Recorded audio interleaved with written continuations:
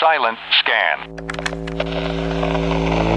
Underground grid connected. Please insert your passkey. Passkey accepted. Downloading payload. Upcycled, Part 2. Sarah kept a garden of flowers around the front of their cabin. She was outside tending to them when Hal walked out to give her a glass of water. He found her collapsed and unconscious. It had been the loud shattering of glass and then Hal's screams that drew me out front. I found him leaning over Sarah, shaking her and trying to rouse her. I'll never forget the look of devastation on his face. Without another word, he scooped her up into his arms and made a run for the hospital. Sarah's father's position meant that Sarah was given access to the best medical attention our town could give. Hal was a mess the entire time. He was reluctant to allow the doctors to take Sarah, and he paced long and hard until he was allowed back to see her. She was weak and barely able to keep her eyes open when they let us back. Hal took her hand, pressing it to his lips, tears welling in his eyes, but he refused to let them fall. The first thing he said to her was, "I love you, Sarah. I love you so much." She managed to croak out that she loved him too before closing her eyes and falling back to sleep. I sat with my brother. He refused to leave Sarah's side, refused to let go of her hand, while her father spoke quietly with the doctors. They explained that Sarah was currently stable, but that they were running tests to find out and rule out the underlying cause. Several days went by. It was difficult to get Hal to eat or drink anything. When Sarah was conscious, he took the time to speak to her as much as possible, reminding her how much he loved her and hanging on her every word with that intense, focused way of his. When she was too weak to speak, he read her favorite passages from her book. And when she slept, he just sat there, holding tightly to her hand and refusing to let go, and staring into her face as if he was trying to memorize every line. He didn't sleep much, and what little he did was done with his head bent beside her. Finally, the doctors entered to tell us their conclusions.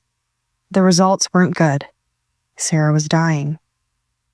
After the news was delivered, I slid my hand into my brother's and squeezed. He was staring unseeingly at the doctor. He blinked a few times, shaking his head. I don't understand, he said. She was fine just a few days ago. I know this must be terribly difficult for all of you. For now, we are keeping Sarah comfortable. How long? Hal demanded. The doctor hesitated. How long? Dr. Morris's mouth pressed into a hard line, and she took a steadying breath before answering. A few days, maybe a week. That was the moment. The moment that shattered my brother into tiny, unrecognizable pieces. He began pacing frantically about the room, running his hands through his long blonde hair, shaking his head and muttering to himself. Sarah's father thanked the doctor, tears welling up in his eyes, and she excused herself from the room. We exchanged a look, and I mouthed the words, "I'm so sorry." He only nodded and sunk into a chair before I slowly made to approach my brother. "Henry," I began quietly, but he ignored me. His pacing was becoming more frenetic. "This isn't happening," he was muttering. "This isn't happening. She was fine. I took him gently by the arm. His blue eyes met mine, and his lips quivered. I hugged him tightly, and the moment he was in my arms, he collapsed to the floor. The sobs were so violent they racked his whole body. We stayed that way a long time. I have no idea how long it was, but it seemed like an eternity before the tears ran dry and exhaustion began to drag him into unconsciousness. When I pulled him to his feet, he crawled into bed next to Sarah and clung to her like a small child. I don't know if it was the utter devastation on his face or the faraway look in his eyes, but I knew that smiling version of my brother that Sarah had uncovered was gone. It had died on that hospital floor. In some ways, Sarah's quick passing was a blessing. It saved all of us from having to watch her slowly wither away. But my brother was never the same. He didn't cry again, or if he did, it was never in my presence. The focus and attention he was so adored for disappeared. The pensive and peaceful look he had when pondering had turned to a constant zombie-like daze. Sarah's funeral was held at the lake where she and Hal had married. Her body was laid upon a bed of flowers. Pretty much the whole town showed up to show their support and gift words of love, but Hal didn't seem to hear or notice any of them. When it came time to put the black sheet over her body, her father addressed the whole crowd. Though I can't remember exactly what he said, I remember thinking it was lovely. He invited Hal up to speak. It wasn't until he stumbled and Rich caught him by the arm that I realized he was drunk. Hal's empty gaze dropped to Sarah. He stared at her for a long time. Everyone had begun to think Hal had nothing to say, and Rich was about to take him by the arm and lead him away when he finally spoke. "Sarah was the love of my life," he said simply. Then he turned and walked back towards the direction of their cabin. The sheet was pulled over Sarah's head, and moments later a bright flash appeared and a rush of heat filled the air. Then the outline of her body disintegrated beneath the cloth. I checked on my brother every day for the first couple weeks. I found him sitting with crossed arms, staring with an angry frown on his face at the urn in which Sarah's ashes had been placed. It was an impossible task to get him to eat or drink. It was impossible to tell if the dark circles forming under his eyes were from lack of nourishment or lack of sleep. He had begun to wither away. Muscles began to turn to lean skin and bones. The stubble that had always been so well maintained became a scraggly beard. Those eyes that used to be so full of presence became vacant. He had stopped speaking altogether. In the middle of the second week, I enlisted the help of Rich. We were both surprised when he sent a doctor to Hal's place, and he didn't so much as move when they injected an IV into his arm and gave him a sedative. We managed to get him into bed before the doctor expressed their concerns. "Your brother went through something traumatizing. He has severe depression. I know it may seem extreme, but you might want to consider this," they said, handing me a brochure. "I'll come by tomorrow." I stared after the doctor as they exited the tiny cabin and closed the door behind them. Rich gave me a sympathetic look. "I can stay if you want," he offered. I shook my head. "Thanks, but you don't have to do that. I'll stay with him tonight. Besides, he's asleep, so..." My voice trailed off, and it occurred to me how strange it sounded even to my own ears. The last several weeks had left me exhausted and depleted. Rich nodded, giving me a hug before turning to leave, but he paused before he reached the door. He looked back over one shoulder at me. "I know it's not for everyone," he said, nodding to the brochure in my hand, "but maybe give it a think. It did wonders for Sarah's mother." I felt myself frowning as Rich closed the door behind him. It wasn't until I was alone that I took a look at the brochure in my hand. My stomach immediately soured. In bold lettering, the words, "A better life is possible," was written across the top of the cover page. Below those words was an image of a smiling man, followed by the words, "Upcycle your life today." I slammed the brochure on the table so hard it rattled, disgusted with the suggestion that my brother would be better off erasing himself. Though I had never met anyone who had gone through with the procedure, I'd heard stories about people who had upcycled. Suddenly, Rich's words replayed in my head, and I swallowed hard against the bile rising in my throat. Was that why Sarah's mother wasn't around? Had she upcycled?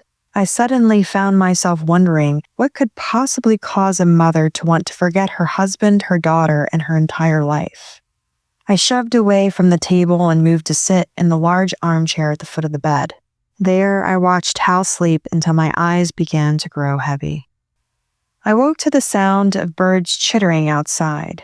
I'd slept in the chair all night, and I groaned when a particularly painful crick in my neck made itself apparent. It took me a second, having just been dragged from the depths of unconsciousness, to realize that Hal's bed was empty. Then everything snapped into place. I jumped to my feet. "Hal?" I called, realizing the door to the cabin was wide open. The brochure from last night was not on the table. I took off, running. I was out of breath and sweating by the time I made it to the large glass building at the other end of town. I was caught by 2 flock women the moment I stepped inside the Upcycled center, screaming desperately for my brother. They were beginning to escort me outside when my screams caught the attention of a woman with red hair. Hal Jeffries? She asked over the rim of her black spectacles. I nodded, going limp in the arms of the flock. My brother, I replied breathlessly. Is he here? The woman waved at the 2 flock and they released me. She approached slowly, then took off her glasses before addressing me again. He didn't tell you, did he? She asked. I blinked at her. She wasn't making any sense. She sighed. I'm so sorry, but your brother is gone. He upcycled this morning. A sharp pain sliced through my chest, and I gripped the fabric of my collar as if it might keep me from falling apart or falling over. What? Where is he? I can't tell you that, she said calmly. He asked for a closed file, which means he is likely already on a train with papers for a new province. I'm sorry he didn't tell you himself. I don't think I even replied to her. My feet were suddenly moving, and then I found myself squinting from the light of the sunlight outside. Then suddenly I was home, sitting in a chair, staring at the wall. For years, I never knew what happened to Hal. I tried to imagine him happy somewhere. I tried to think up of a new personality for him with new people and a new life. I wondered if some part of him ever missed me in some way. Could upcycled people even have feelings like that after they were erased and their false identities were implanted? But eventually I stopped trying to think about it. Stopped trying to imagine. It only ever left me feeling sick and empty. It took a long time, but eventually I came to terms with the fact that he was gone. I thought I would never see him again. Like Sarah had been about the headaches, I was wrong. I hadn't thought much about it when the town was called into the square for a mandatory announcement. It had been a while since new racers had been introduced in the Genesis Island races, so it wasn't a surprise when we found out that was the cause of the gathering. So many new arrivals didn't make it past their first week on the island that Global Genesis had long since stopped making immediate introductions. Nothing could have prepared me for the rush of emotions I felt at seeing him again, and the devastating realization that he had ended up in the deadly races. When his face first appeared on screen, I almost didn't recognize him. His blonde hair was shorter than he ever used to keep it, cropped so that the widow's peak at the center of his forehead was visible. His face, which had been scruffy ever since he had facial hair, was clean-shaven, and his eyes. The right one was completely gold, the mark of a dishonorably discharged flock. I held my breath, bracing myself for what I knew was coming. Hal's new name appeared in bold lettering beneath his face. Jack Ferris. Only the names of convicted degenerates were given in the deadly races. Suddenly, everyone's attention was fixed on me as people began to whisper and murmur in hushed tones. There was no escape. To leave right there in that moment would have meant a strike and a trip to correction. I was trapped. So when I felt I could walk again, I made my way to the bar and I got myself a drink. Then Rich bought me another, and someone else after that. My plan was to get so stinking drunk that I would have no memory of that night. I succeeded, mostly. Though at the end of the race I was vaguely aware of Rich muttering to me that Hal, Jack, had survived, as he and someone else walked me home. I don't think I have ever been that sick before or since. When I was feeling better, Rich stopped by to check on me. I asked him point blank about Sarah's mother. His lips had pressed into a hard line, and he was so quiet for so long I thought he might not answer me. He took a seat, and then proceeded to tell me about Sarah's younger sister who had died during labor. Amy never got over it, he admitted quietly. When she asked me to help her upcycle, I was... He took a steadying breath and shook his head, devastated. I used every possible argument I could think of, but she had made up her mind. I didn't know she had requested a closed file until I had finished the procedure. Rich's voice grew strained and he swallowed hard. I knew having her come home as a completely different person was going to be hard. I wasn't sure how Sarah was going to take it, but I never expected her to leave us. The procedure room was the last time I ever saw her in person. After that, I left the Upcycle Center, transferred to another government-sanctioned job doing paperwork. I blinked at his confession, utterly speechless. When I found words again, all I could say was, "Rich, I am so sorry." Rich leaned back in his chair and stared vacantly at the wall, hands gripping the armrest lightly as if to steady himself. "I found out about her new life similarly to the way you found out about Jack," he said, his gaze shifting to me. "Catherine is her new name. She serves the hand of Noah Claverian in the Capitol in Genesis City." We both fell silent for a long time. Then Rich got to his feet. "I'm truly sorry about your brother," he breathed, before walking out the door. "I have no idea what will happen to my brother. As far as I know, he has managed to stay alive, at least for now. But I can't help but wonder, are Jack and Catherine's upcycled identities a coincidence? Or are all upcycled, with closed files being turned into mindless grunts working for the benefit of global Genesis? And how many other convicted degenerates are just upcycles who fought against that programming? Do you think it's possible any of them can be brought back? I'd like to think so.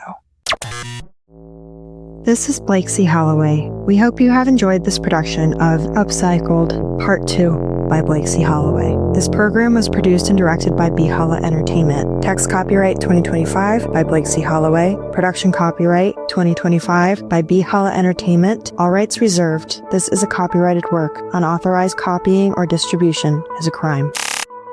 Transmission terminated.